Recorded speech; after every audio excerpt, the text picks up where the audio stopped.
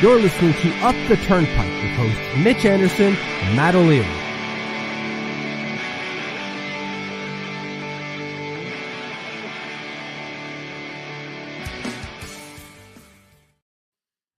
Hello and welcome to another Up the Turnpike post-game show. Another dreadful performance from those New York Islanders, losing 4-0 to the crosstown rival New York Rangers. I'm Matt O'Leary. He's Mitch Anderson. Mitch, how you doing tonight? Not well. No, not well, man. Not friggin' well. God damn it. God damn it. There's nothing really more to say than just God damn it. Second blowout to these Rangers in 6 days. Is it in less than a week? Like, the end of Brendan. He's too happy. You need a sadder one for losses. Fair. Maybe we need to go back to the drawing board and have a loss intro. I did. You know what is funny, and this is a good segue into what I wanted to actually open the show with. We'll get through the goals and the whole thing. Yeah. Right. Like, you know, the drill for the post games, but I was thinking about updating the intro this week because it's a little dated. And then I said, no, I got to wait until after the trade deadline because there could be even more guys who might not be here that I have to edit out of this thing. But we might need a happy and sad version of this. Mitch, this is pretty much my response. I know we're going to go through the entire game, but we could really skip it and do like a 3-minute show tonight. Scratch Brock Nelson tomorrow and take the highest bid possible before Friday at 3 p.m.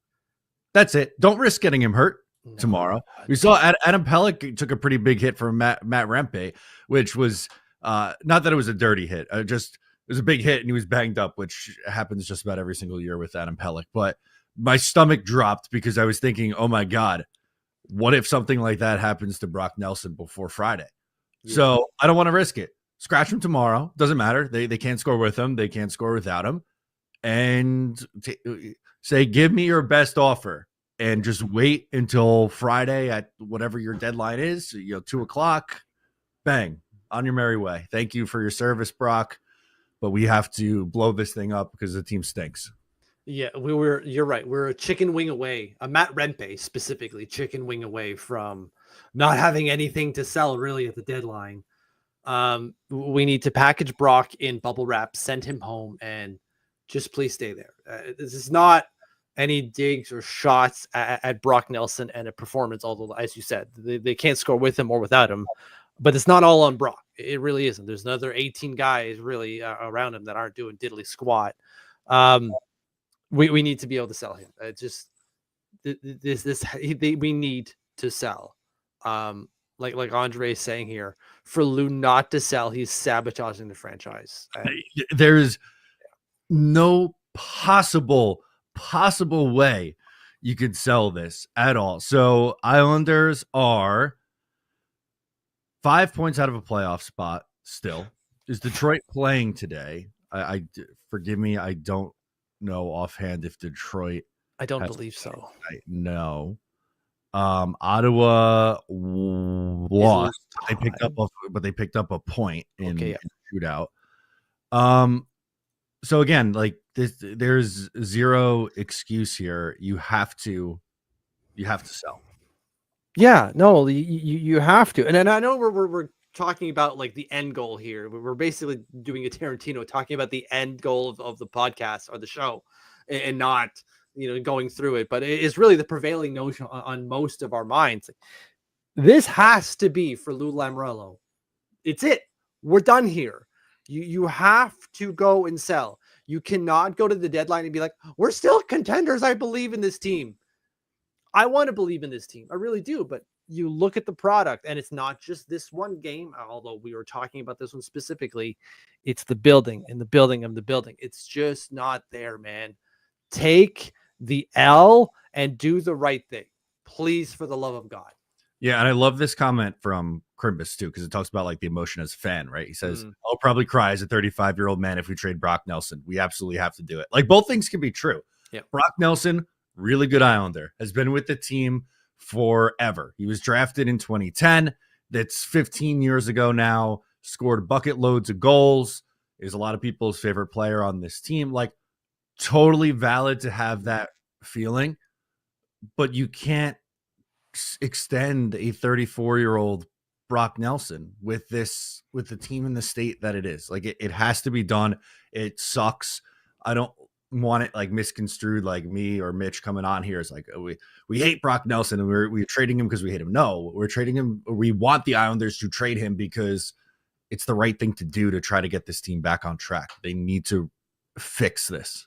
Yeah, exactly. They have to. It really just comes back to what Andre was saying. Like, where is that comment there from Andre? There it is. No, that's not the one. Come on, there it is. For Lou not to sell, he's sabotaging the franchise. It really is. Like, any sensible. We said this on the podcast. PS, sign up to the podcast. Patreon.com/uptheturnpike. We were saying it yesterday that any sensible team in this position would do the standard thing, which is selling off aging pending unrestricted free agents that have value, like Brock Nelson, like Kyle Palmieri. That is a sensible thing to do. If you can't find a market for Jean-Gabriel Pageau right away, fine. If you can't find a market for anyone else in the team that you're looking to move, fine. But it has to be those two. You have to do something with those two players. And if you're not, it is sabotaging this franchise. Yep. That's the only way to put it. We'll get into more comments as we go, but I think after about 7 minutes beating around the bush, we got to get into this game at some point, Mitch. First period, before we get into any of the goals that were scored by the Rangers, a goal appeared to have been scored by Anders Lee, but then was reviewed as Casey Cizikas was clearly offside. Marginal call. I don't know about that. It looked like he broke the plane, in my opinion. Well, I'm not going to sit and haggle and think like, oh God, if only we had gotten that one right. It sucks. We should have had, I think that goal should have counted, but whatever. They were dominating. They were dominating the play up until that point. So like, just keep doing what you're doing, guys. It's fine. You'll get another one.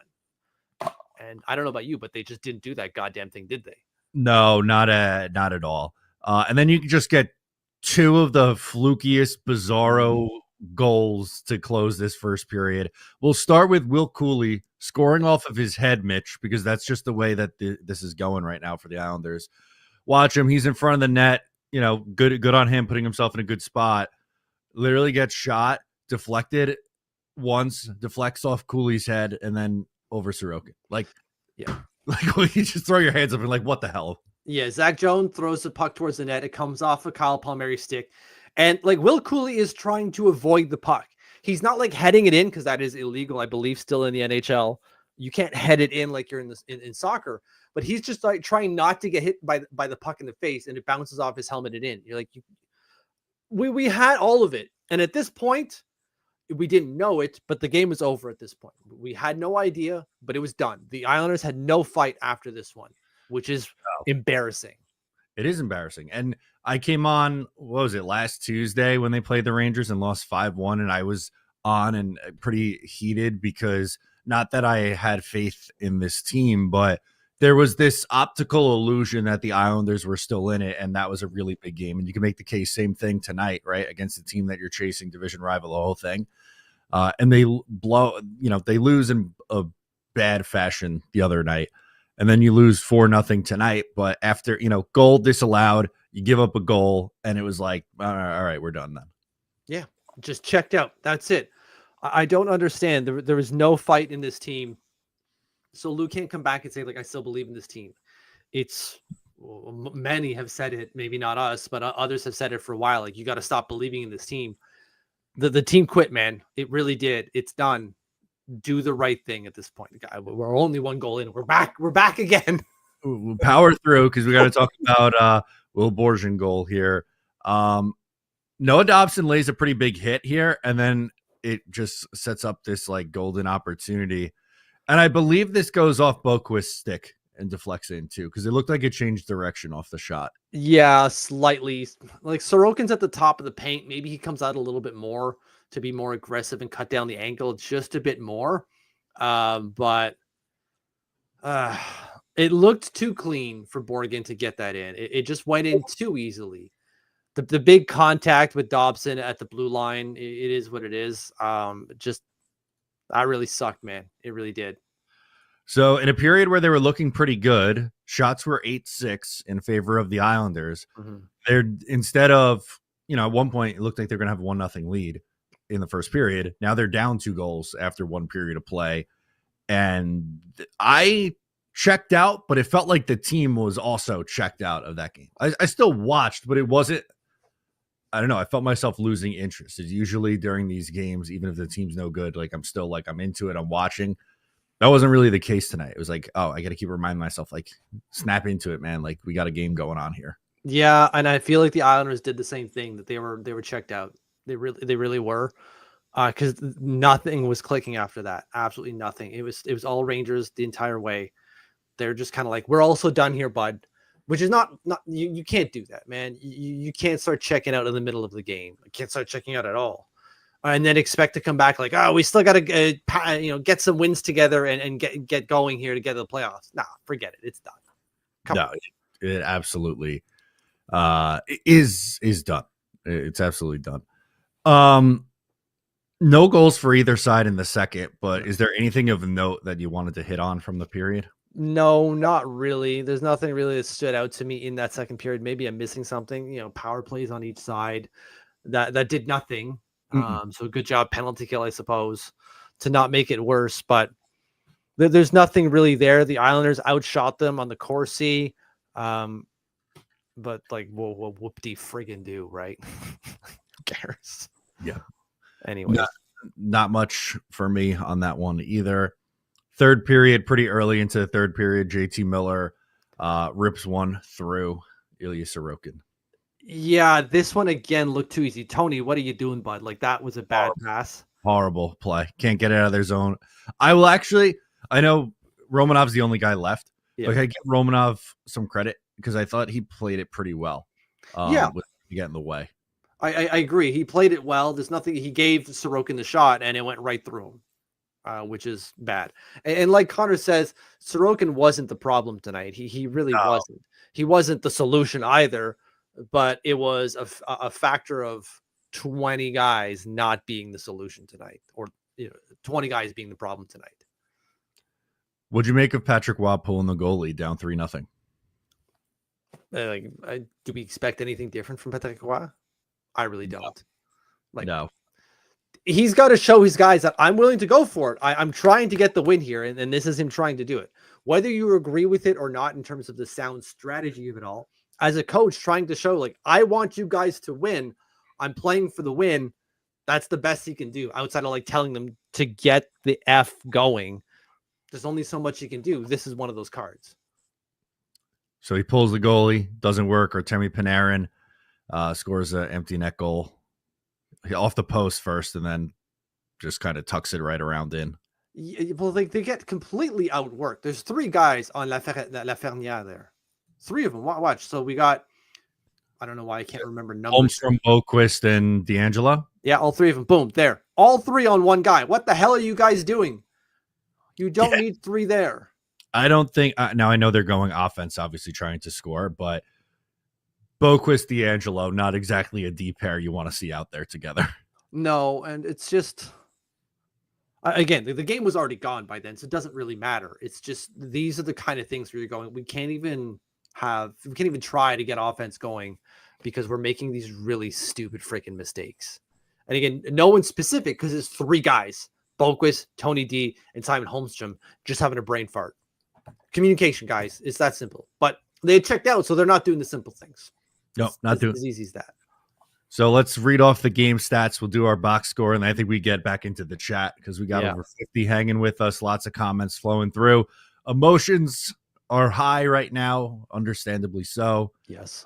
Shots 26-21. Rangers with more. Face-off percentage, Rangers better 52-48%. 0 for 3 on the power play, and they allowed a shorthanded goal against tonight. 0 for 2 were the Rangers on the power play. 6 penalty minutes to the Islanders 4. Hits 24-17. Block shots 22-12. Giveaways 9-4. Islanders with more, and then takeaways 7-3. The Rangers with more takeaways too. Right. All right. To go through the game, I'm going to say Brock Nelson leads the team in ice time to show him off. I don't remember seeing Bo Horvat out there. I know he was, but It was pretty close in ice time, only 11 seconds more. So Brock Nelson played 22-11 and Bo Horvat was 22 flat. Yeah, I almost thought it was going to be a Simon Holmstrom game leading the team in ice time. He was, by the way. Okay.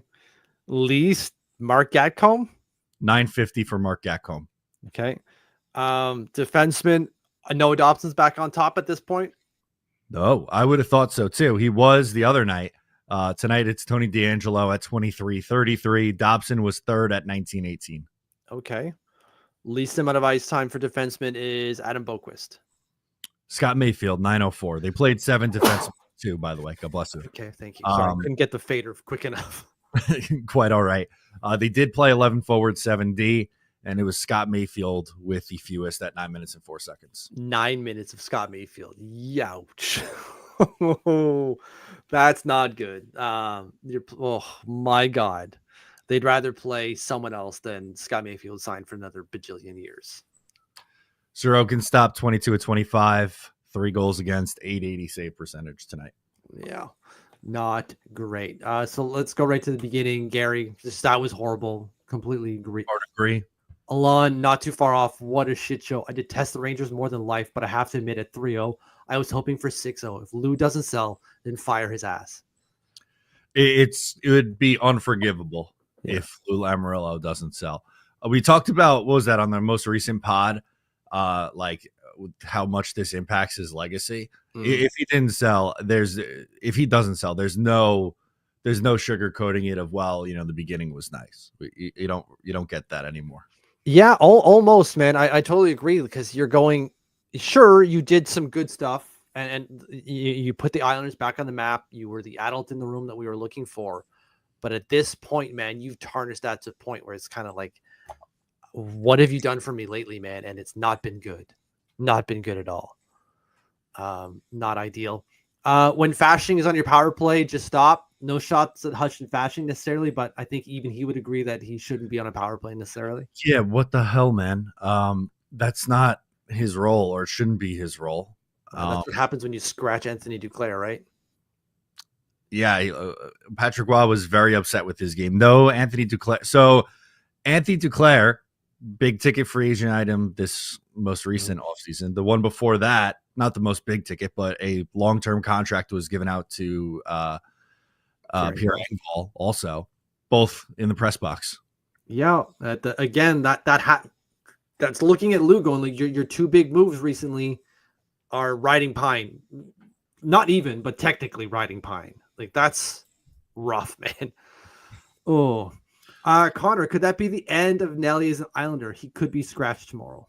I would scratch him. I'm serious. I don't want to risk injuring him. And I don't, this is me talking. I don't think that's what's going to happen. I'd bet my bottom dollar that he's in the lineup tomorrow, because they have given me no reason to believe that they're going to be proactive and smart about how they handle this thing. Yeah, I'm with you. The cynic in me is saying that he's going to play tomorrow. He shouldn't, for exactly the reasons you laid out. But yeah, I believe he will play tomorrow. Shouldn't, because if he catches just a trailing leg, an accidental trailing leg, knee on knee, that could be it. And God damn it, that would be awful. Scary. Right. I don't know, guys. They played well last night and it just had some bad luck, like every other blowout loss. Yeah.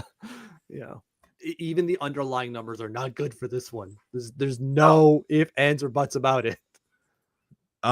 We do have a Patrick Waugh quote that I'll give off to you if you want. Absolutely. Not anything earth shattering, but anytime I see post-game quotes, I like to pull them up. We know where we are in the standings, but at the same time, this is a group that is resilient. We're going to continue to work hard and to push. I don't know how many times last year I had to answer that question, and we made the playoffs. Fantastic. Thanks, Patty. Nailed it. Got the finger on the pulse. And Andrew Gross is saying, I don't know if I'm disappointed with the effort. Sorry, Andrew Gross isn't saying that. He's reporting that from Patrick Westmouth. I don't know if I'm disappointed with the effort. I would be disappointed more with the result. I thought both teams were playing pretty much the same after 40 minutes of play. Not many chances on both sides, and they had the bounce, and we didn't. That's the most Jack Capuano thing I've ever heard in my goddamn life. That wasn't said by Jack Capuano. Yeah, right. We didn't have the puck luck tonight, guys. Yeah. You didn't try to get it. Every guy knows the situation, and this is from Patrick Roy. Every guy knows the situation and where we're at and what we're fighting for. Obviously, decisions have to be made, and we know that sometimes they're dependent on winning and losing. It's just a lot of nothing burgers, right? A lot of nothing burgers, and we're looking for more substance. Ridiculous.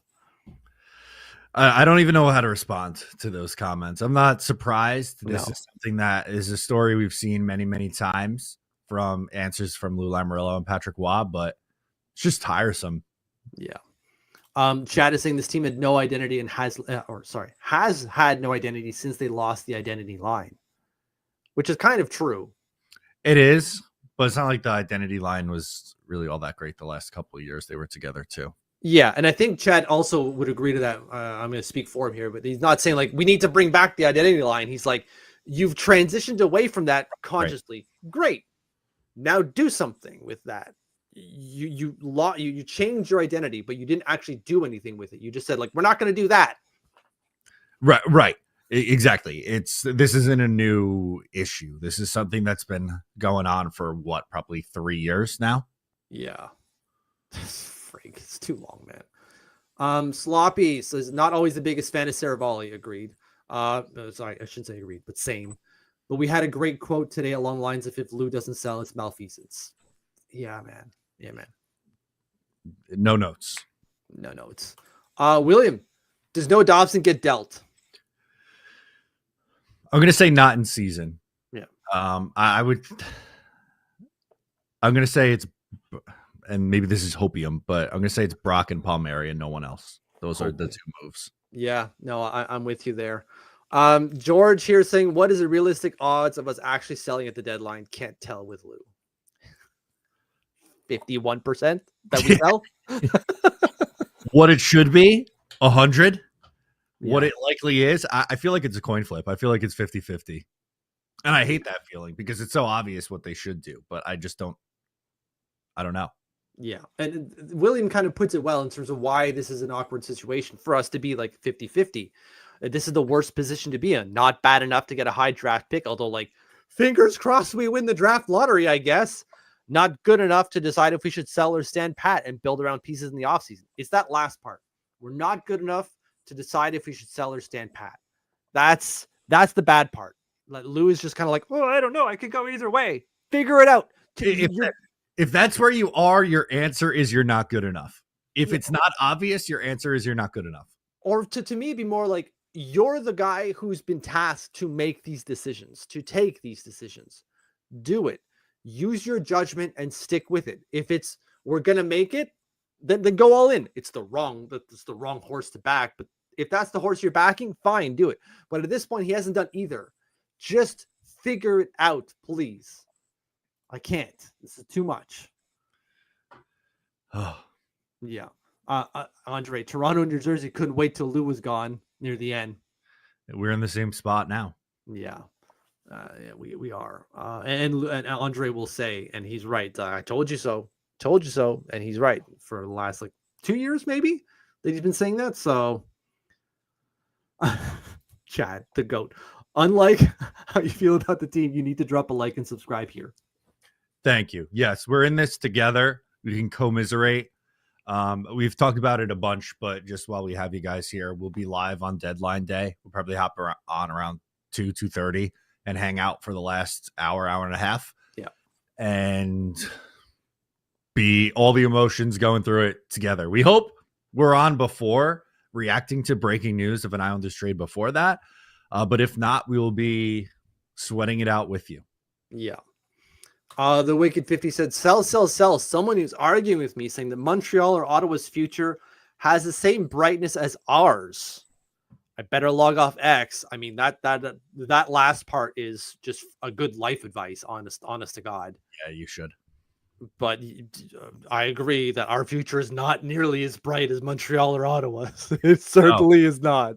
But our feelings on that could change a few months from now. Yeah.